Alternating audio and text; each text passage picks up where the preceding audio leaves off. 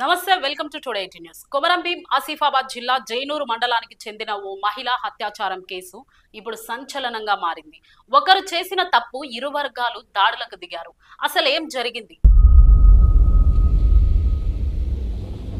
జైనూరు మండలం దేవగూడ గ్రామానికి చెందిన ఓ మహిళ ఆగస్టు 31వ తేదీన తన సహోదరులను కలిసేందుకు సిరిపూర్ యు మండలంలోని కోహినూరుకు వెళ్లేందుకు జైనూరులో ఆటో కోసం వేచి ఉంది.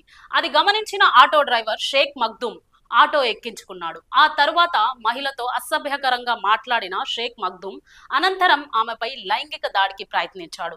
దీంతో ఆమె భయభ్రాంతులకు గురైన మహిళ ఆటో నుంచి దూకేసింది. ఈ క్రమంలో ఆటో ఆపి కిందకి దిగిన షేక్ మగ్దుమ్ జరిగిన విషయాన్ని ఆమె ఎవరికైనా చెబుతుందని భయపడి ఇనుప రాడుతో ఆమె ముఖంపై తలపై తీవ్రంగా కొట్టాడు. మహిళ సృహ తప్పడం గమనించి అక్కడి నుంచి పారిపోయాడు.